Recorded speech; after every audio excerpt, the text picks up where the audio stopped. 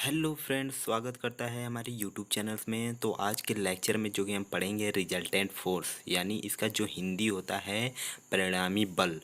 तो what is resultant force, तो देख लेते हैं। यदि किसी बॉडी पर यदि एक से ज़्यादा फोर्स एक्ट करता है, यानी दो या दो से ज़्यादा फोर्स जब एक्ट करेगा, तो उनमें से एक सिंगल फोर्स ऐसा होता है, प्रोड्यूस करता है, जो कि सभी बलों का सेम इफेक्ट वो सिंगल फोर्स ही प्रोड्यूस करता है, इफेक्ट वो देता है। तो इसके कहने का मतलब ये हो गया, रिजल्टेंट फोर्स वह परिणामी बल होता है जो किसी बॉडी पर दो या दो से अधिक बलों का वो संयोग होता है, जो उन सभी बलों का उनमें से किसी एक सिंगल फोर्स द्वारा ही कुछ सम इफेक्ट प्रोड्यूस करता है। तो आई थिंक कि आप रिजल्टेंट फोर्स समझ चुके होंगे कि जो कि सभी बलों का एक कॉमन सिंगल फोर्स होता है, जो some effect produce by all the given करता है। तो रिजल्टेंट फोर्स ये तीन लॉ में डिफाइन होता है। तो वो तीन लॉ क्या होता है? Parallelogram law of force, triangle law of force, polygon law of force. तो चलिए इसका विस्तार रूप से देख लेते हैं। पैरेललोग्राम लॉ ऑफ फोर्स, तो इसका डिफिनेशन कुछ इस तरह है कि if two force acting simultaneous on particle there's, यदि दो फोर्स किसी पार्टिकल पर एक्ट करता है, यानी समानांतर किसी पार्टिकल पर एक्ट करता है, तो उसमें जो रिप्रेजेंट होता है, यानी उसमें जो डायरेक्शनल वो दिशा और विकर्ण जो रिप्रेजेंट करता है, उसके विकर्ण द्वारा एक पैरेललोग्राम लॉ ऑफ फोर्स को दर्शाता है। यानी दो इनके जो इंटरसेक्शन होता है, यानी दो फोर्स जो इंटरसेक्ट करता है, उनके विकर्णों समचतुर्भुज का निर्माण करता है। तो इस समचतुर्भुज का जो विकर्ण होता है उसका परिणामी बल होता है। तो जैसा कि आप फिगर में देख रहे हैं, यदि हम क्या करते हैं, let us consider two force P and Q act on the theta angle the resultant. यदि P और Q को एक फोर्स मानते हुए थीटा एंगल पर उसके R रिजल्टेंट को दिखाते हैं, तो इसका जो रिजल्टेंट होता है R equal under root p square plus q square plus 2PQ cos theta. तो इसको ज़्यादा डीप में मत जाइए, इसका फॉर्मूला बस इतना ही याद कर लीजिए, आपका काम हो जाएगा। तो यदि अल्फ़ा एंगल को देखते हैं, टेन अल्फ़ा इक्वल क्या होता है, लंब बटे आधार, यानी इसमें BC अपॉन OC।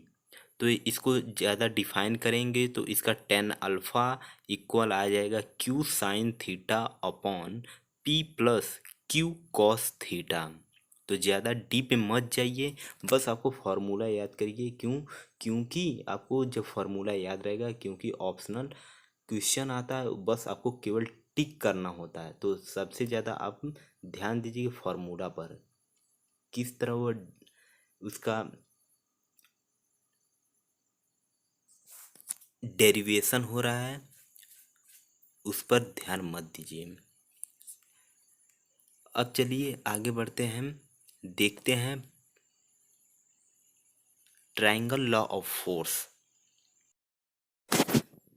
तो देखते हैं ट्रायंगल लॉ ऑफ फोर्स का कुछ इस तरह का डिफिनेशन है। If two force acting simultaneous on a particle resultant may be represent in magnitude and direction make a triangle in order. तो इसका कहने का मतलब ये है कि यदि कोई दो फोर्स किसी पार्टिकल पर एक्ट करता है, यानी लगता है, किसी बिंदु पर लगता है, यदि कोई फोर्स किसी बिंदु पर लगता है, यानी पार्टिकल पर, कण पर लगता है, तो उसमें जो क्या होता है, उस दोनों फोर्स के जो मैग्नीट्यूड होते हैं, यानी परिमाण, और डायरेक्शन यानी दिशा के जो मैग्नीट्यूड, उसका रिजल्टेंट फोर्स जो, यानी दोनों फोर्स के जो रिजल्टेंट होता है उसके मैग्नीट्यूड और डायरेक्शन के ऑर्डर में एक ट्रायंगल रिप्रेजेंट करता है। जैसा कि आप वीडियो में देख रहे हैं,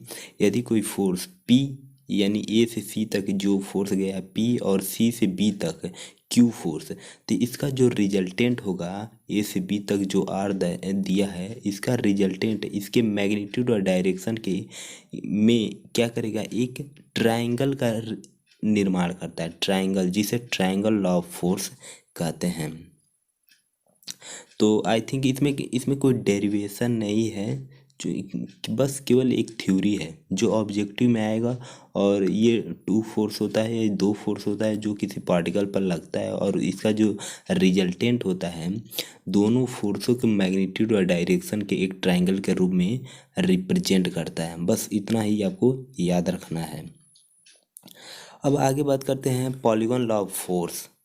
तो पॉलीगॉन लॉ ऑफ फोर्स का जो डिफिनेशन होता है, तो इसको देख लेते हैं। If number of force acting on one point on a particle be represented in magnitude and direction by side of A polygon taken in order.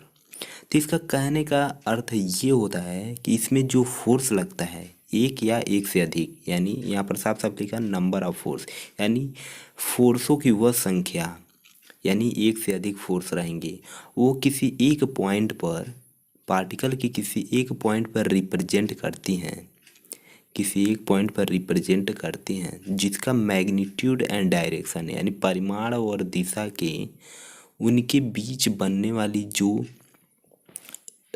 फोर्सों के जो परिमाण व दिशा होती है एक पॉलीगॉन के रूप में दर्शाती है। पॉलीगॉन में पंचभुज के रूप में दर्शाती है। तो पंचभुज, जैसा कि आप वीडियो में देख रहे हैं, फिगर देख रहे हैं, एक पंचभुज के रूप में दिखा रही है किसमें, यानी जो नंबर ऑफ फोर्स होती हैं, यानी फोर्सों की वह संख्या होती है जो किसी एक पॉइंट पर रिप्रेजेंट करती है, यानी जितने भी फोर्स रहते हैं, बल होता है, वो किसी एक बिंदु पर एक्ट करता है, यानी पार्टिकल के किसी एक बिंदु पर एक्ट करता है।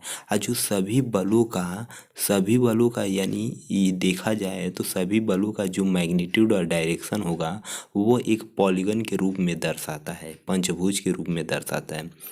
तो आई थिंक आप यहाँ तक समझ गए होंगे। अगर आप यहाँ तक समझ गए हैं और ये वीडियो आपको अच्छा लगता है तो सब्सक्राइब कर दीजिए।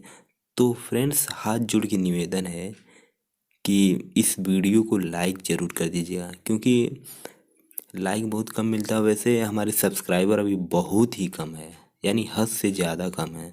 अगर आपको वीडियो अच्छा लगता है तो सब्सक्राइब कर दीजिएगा, नहीं अच्छा लगता है तो डिसलाइक कर दीजिएगा, क्योंकि दोनों बटन दिया है, लाइक और डिसलाइक करने के लिए दिया है। वो आपके ऊपर निर्भर करता है कि आप क्या करेंगे। तो चलिए फ्रेंड्स, अब आगे मिलते हैं अगले वीडियो में। तब तक के लिए जय हिंद, जय भारत, वंदे मातरम।